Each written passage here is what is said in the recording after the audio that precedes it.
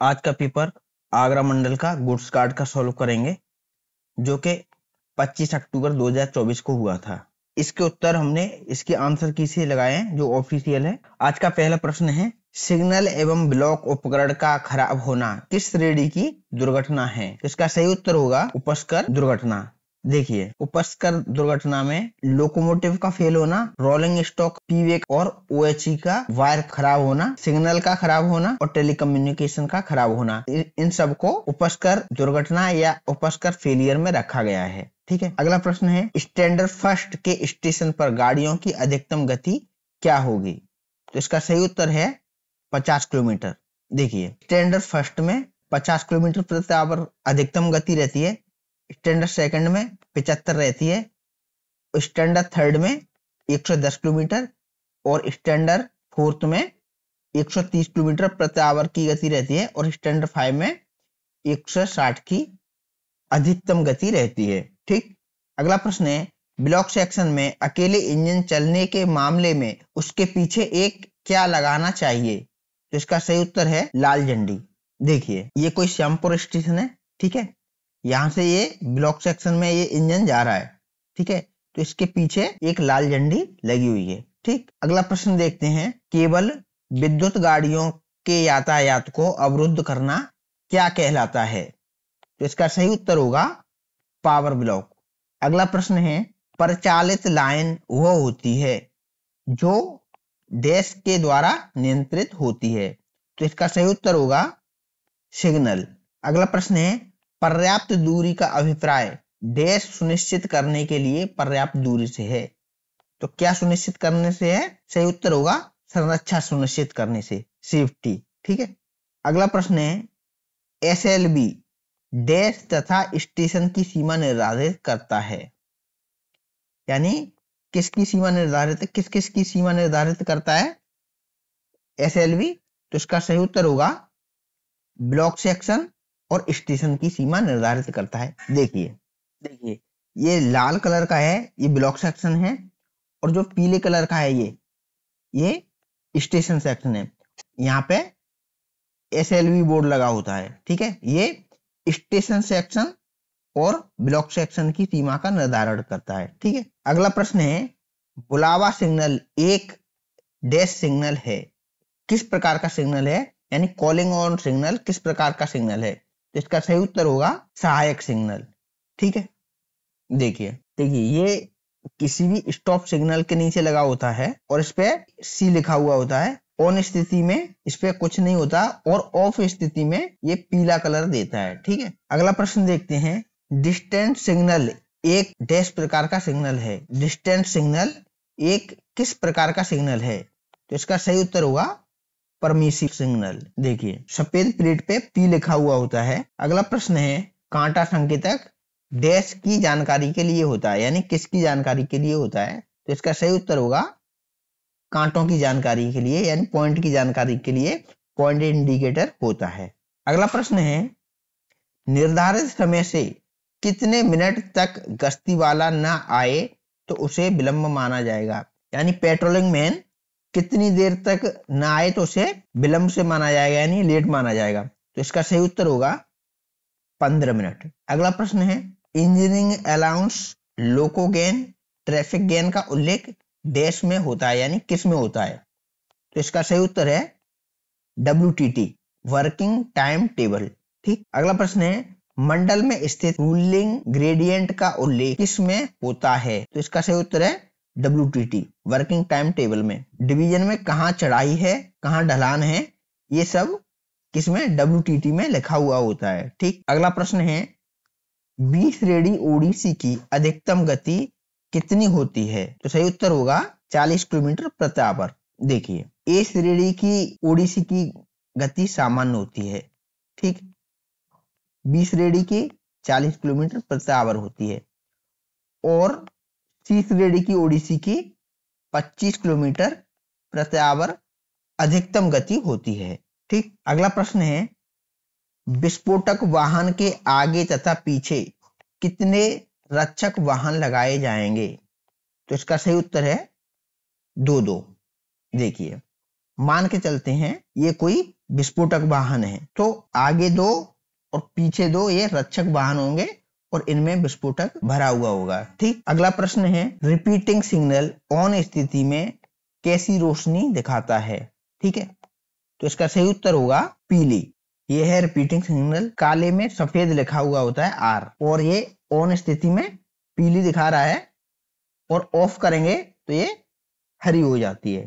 ठीक, अगला प्रश्न है पुशिंग बैक के दौरान गाड़ी को किस सिग्नल पर रोका जाएगा। तो इसका सही उत्तर होगा वाहितम सिग्नल। सबसे बाहरी जो सिग्नल होगा वहां पे पुशिंग बैक वाली गाड़ी को रोका जाएगा। ठीक है, अगला प्रश्न है प्रस्थान स्टेशन पर मालगाड़ी के सीसी रैक में ब्रेक क्षमता कितनी होनी चाहिए। तो इसका सही उत्तर होगा 100%। अगर किसी भाई को, मेरे से किसी भाई ने बोला था, किसी को अगर दानापुर डिवीजन में जाना है तो वो अपनी डिटेल कमेंट बॉक्स में कमेंट कर दे, और किसी को भी कहीं जाना हो तो वो भी अपनी डिटेल कमेंट बॉक्स में कमेंट कर दें। ठीक है, अगला प्रश्न है सैंड हम्प पृथक्करण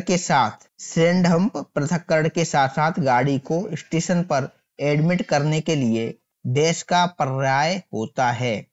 तो सही उत्तर है सिग्नल ओवरलैप का। ठीक है, अगला प्रश्न है कांटे खराब होने पर संबंधित सिग्नल को क्या माना जाएगा। तो सही उत्तर होगा खराब माना जाएगा।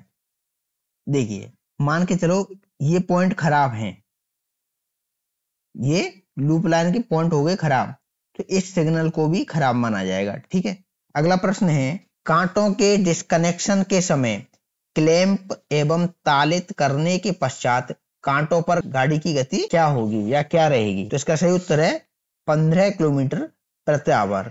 ठीक है, अगला प्रश्न है एसीपी होने पर गार्ड गाड़ी के किस ओर गाड़ी को देखते हुए आगे जाएगा। तो इसका सही उत्तर है बाईं ओर। देखिए, ये कोई गाड़ी है, ये इस दिशा में जा रही है, अगर इसमें एसीपी हो जाएगी तो गार्ड गाड़ी के बाईं ओर चलेगा, यानी इधर साइड गार्ड चलेगा। ठीक है, और दूसरी साइड कौन चलेगा, असिस्टेंट। अगला प्रश्न है जी बोर्ड लगा गेट सिग्नल ऑन स्थिति में होने पर लोको पायलट दिन में 1 मिनट तथा रात में कितने मिनट रुकने के पश्चात पार कर सकता है। इसका सही उत्तर होगा 2 मिनट। अगला प्रश्न है सामग्री गाड़ी को रात में कार्य करना हो तो किसकी अनुमति ली जाएगी। तो इसका सही उत्तर होगा डीओम की, डिवीजन ऑपरेटिंग मैनेजर। अगला प्रश्न है लोको पायलट को कार्य पर आने के कितने घंटे पहले मादक पदार्थ का सेवन नहीं करना चाहिए। तो इसका सही उत्तर होगा 8 घंटे पहले। ठीक है, अगला प्रश्न है जब एक लाइन से दूसरी लाइन पर पूरी गाड़ी शंट की जा रही हो तब ब्रेक वान में रहेगा, यानी ब्रेक वान में कौन रहेगा। तो इसका सही उत्तर है गार्ड। इस लाइन पे गाड़ी है और इसे आना है इस लाइन पे, तो इसमें गार्ड रहेगा। ठीक है, पीछे। अगला प्रश्न है शंटिंग कार्य के दौरान बाहरी होम तथा किस सिग्नल को ऑफ नहीं किया जाएगा। इसका सही उत्तर है अंतिम रोक सिग्नल को। ठीक, देखिए यहां होगा अगर आउटर है तो आउटर, ये होम और ये एडवांस स्टार्टर, ये स्टार्टर है, ये एडवांस स्टार्टर, इनको शंटिंग के दौरान ऑफ नहीं किया जाएगा। ठीक, अगला प्रश्न है बॉक्स वैगन का लोड स्टेबल करते समय दोनों ओर से कितने वाहनों के हैंड ब्रेक बांधे जाएंगे। तो सही उत्तर होगा 6। देखिए इसमें तो इतनी बड़ी गाड़ी है नहीं, लेकिन आगे से और पीछे से 6 हैंड ब्रेक बांधे जाएंगे। अगर किसी गाड़ी में 10 ही बॉक्स हैं या 10 ही डिब्बे हैं तो उसमें पूरी गाड़ी में हैंड ब्रेक बांध दिए जाएंगे। ठीक, आगे से 6 और पीछे से 6। अगला प्रश्न है सवारी गाड़ी के मार्शलिंग के नियम किसके द्वारा बनाए जाते हैं। तो सही उत्तर होगा पीसीओएम के द्वारा। ठीक, अगला प्रश्न है ढलान वाले स्टेशन पर शंटिंग करते समय इंजन किस ओर होना चाहिए। तो सही उत्तर होगा ढलान की साइड या उतार की साइड लगा होना चाहिए। देखिए कुछ अगर ऐसा ढलान है तो इंजन किधर होगा, ढलान की साइड। ये कुछ ज्यादा ही ढलान दे दिया मैंने। अगला प्रश्न है मोटर ट्रॉली परमिट नंबर क्या है। तो सही उत्तर होगा T1525। अगला प्रश्न है ब्लॉक सक्षमता प्रमाण पत्र किसके द्वारा जारी किया जाता है। तो सही उत्तर है ZRTI के प्रिंसिपल के द्वारा।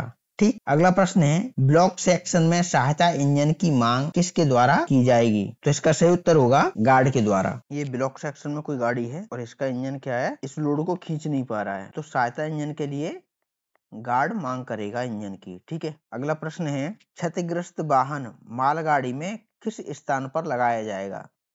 तो सही उत्तर होगा ब्रेक वाहन के पीछे। ठीक है, अगला प्रश्न है बिना ब्रेक वाहन के मालगाड़ी चलाने की अनुमति किसके द्वारा दी जाती है? तो सही उत्तर होगा सीनियर डीओम या डीओम के द्वारा। अगला प्रश्न है मालगाड़ी और अवरोध के बीच का अंतर कितना हो तो उसे निवारित टक्कर माना जाएगा?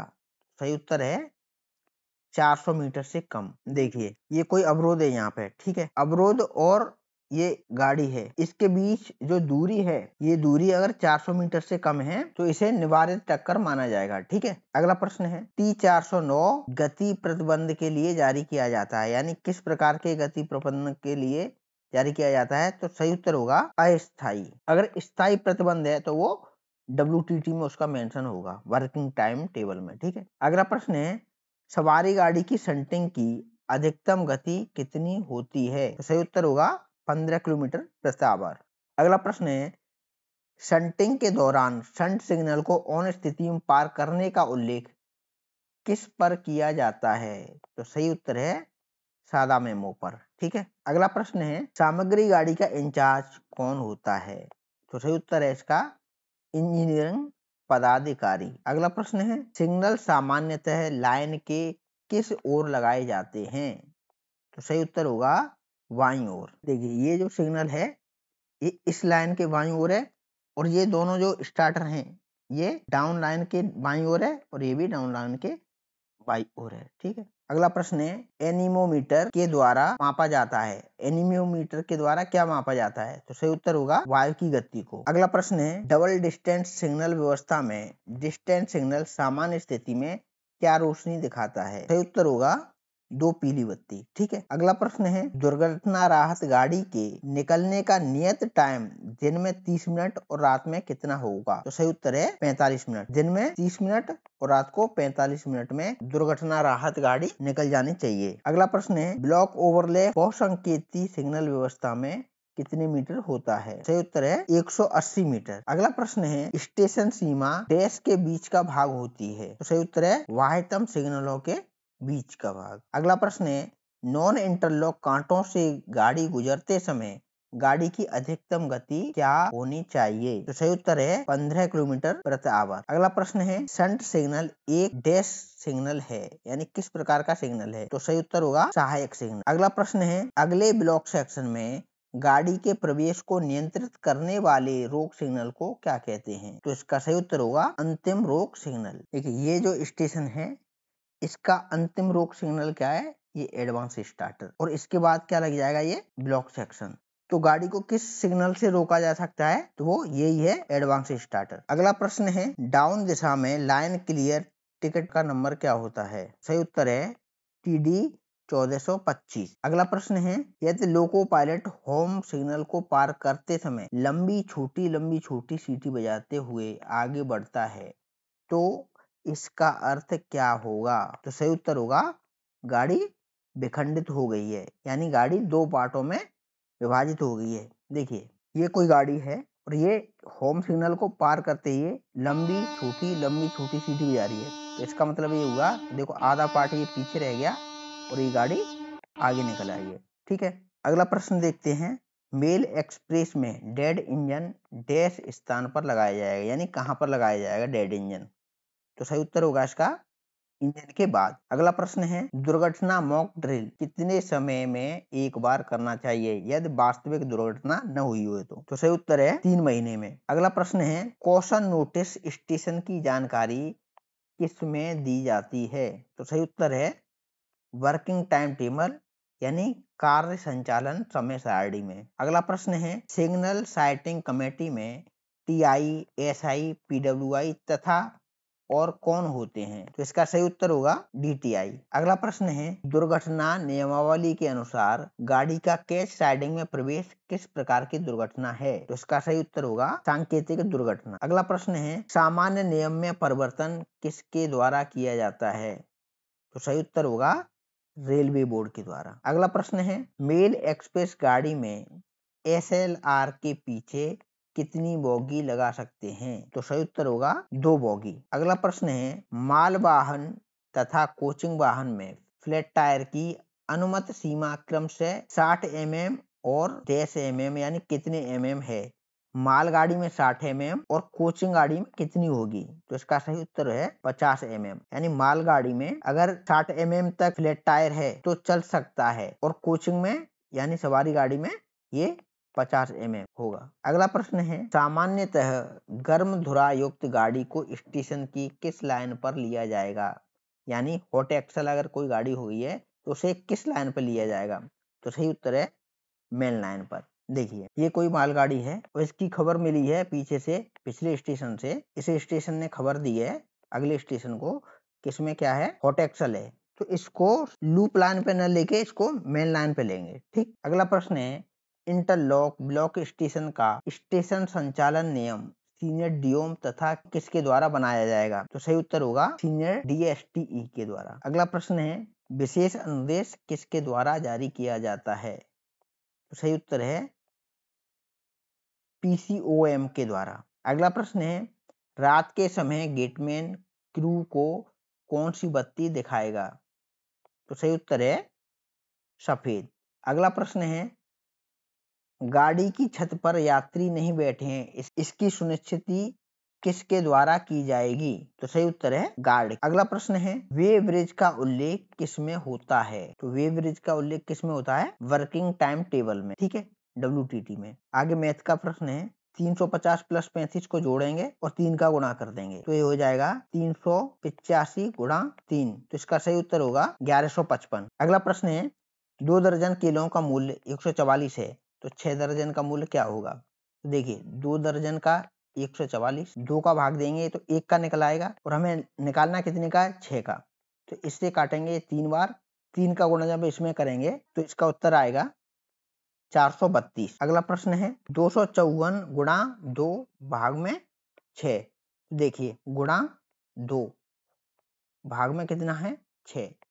इससे काटेंगे तो ये 3 बार जाएगा, और 3 से जब इसको काटेंगे तो इसका सही उत्तर आ जाएगा 84.67। अगला प्रश्न है, 0.1, 0.01, 0.001, 0.0001। तो ये हो जाएगा 1, 1, 1, 1। ठीक है, तो सही उत्तर हो जाएगा इसका 0.111। ठीक। अगला प्रश्न है, 6 घंटे एक दिन का कितना प्रतिशत होता है? 6 घंटे एक दिन का, एक दिन में कितने घंटे होते हैं? 24। तो जो कुल संख्या होती है उसको बट्टे में लिखते हैं। ठीक है, गुणा 100 कर देते हैं। 6 से काटेंगे, 4 बार कटेगा, और 4 से 100 को काटेंगे 25 बार, 25%। अगला प्रश्न है, गोवर्धन स्टेशन का स्टेशन कोड क्या है? तो सही उत्तर होगा GDO। अगला प्रश्न है, मनिया स्टेशन का स्टेशन कोड? तो सही उत्तर है MIA। अगला प्रश्न है, फतेहपुर सीकरी का स्टेशन कोड क्या है? सही उत्तर होगा इसका FTS। अगला प्रश्न है, समय सीमा के प्रतिबंध के बिना अपील पर विचार करने के लिए सक्षम अधिकारी कौन है? तो इसका सही उत्तर होगा GM। अगला प्रश्न है, एक वर्ष में कितने LHAP एक कर्मचारी के खाते में जमा हो सकते हैं? ठीक है, तो सही उत्तर है 20 दिन। देखिए, 1 जनवरी को 10 जमा होते हैं और 1 जुलाई को 10 जमा होते हैं। ठीक। अगला प्रश्न है, एक महिला रेल कर्मचारी मातृत्व अवकाश की हकदार होगी, यानी कितने दिन के मातृत्व अवकाश की हकदार होगी?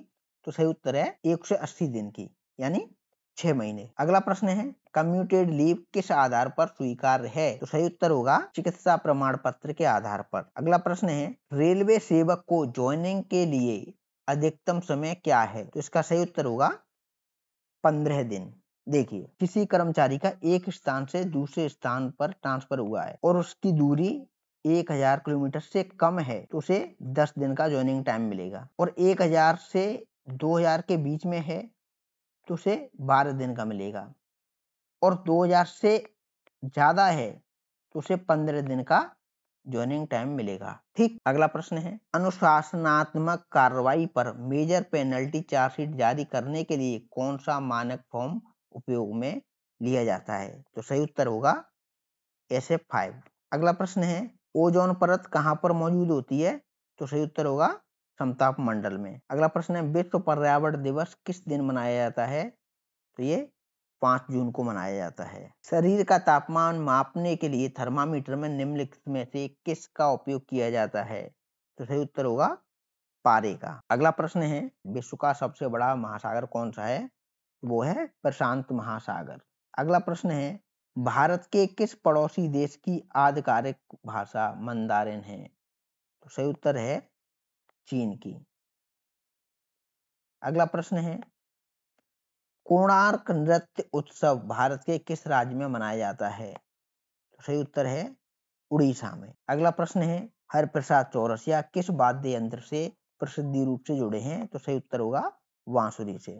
अगला प्रश्न है, लिखित नियमों का एक समूह जिसे किसी देश के रहने वाले सभी नागरिक स्वीकार करते हैं उसे क्या कहा जाता है? सही उत्तर होगा संविधान।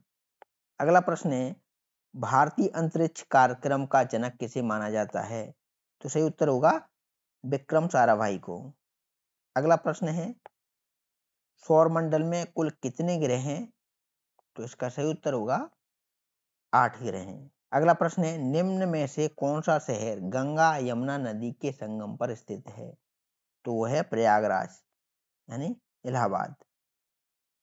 अगला प्रश्न है, निम्नलिखित में से कौन सा शब्द क्रिकेट से संबंधित नहीं है? तो सही उत्तर होगा स्लैम डंक। अगला प्रश्न है, दीपिका कुमारी किस खेल से संबंधित है? तो सही उत्तर है तीरंदाजी। अगला प्रश्न है, कौन सा विटामिन सनशाइन विटामिन के नाम से जाना जाता है? कौन सी विटामिन धूप से मिलती है? सही उत्तर होगा विटामिन डी। भारत में सितार के उस्ताद यानी सितार मास्टर के रूप में किसे जाना जाता है? तो सही उत्तर है पंडित रविशंकर को। ठीक, अब देखते हैं राजभाषा के प्रश्न।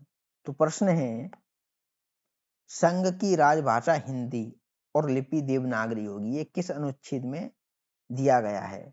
ठीक है, तो सही उत्तर होगा अनुच्छेद 343 का उपनियम 1। अगला प्रश्न है, निम्नलिखित में से कौन सा राज्य ग क्षेत्र में आता है? तो इसका सही उत्तर होगा आंध्र प्रदेश। देखिए, जो केसरिया कलर में है ये क क्षेत्र है, जो नीले कलर में है ये ख क्षेत्र है, जो हरे कलर के हैं वो ग क्षेत्र के हैं। आंध्र प्रदेश किसमें? ग क्षेत्र में आता है। ठीक, अगला प्रश्न है, 8वीं अनुसूची में शामिल विदेशी भाषा क्या है?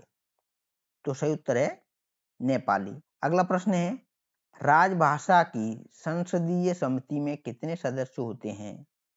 तो सही उत्तर है 30 सदस्य। इसमें 20 सदस्य लोकसभा के होते हैं और 10 सदस्य राज्यसभा से होते हैं। ठीक, अगला प्रश्न है, राजभाषा का वार्षिक कार्यक्रम कौन तैयार करता है?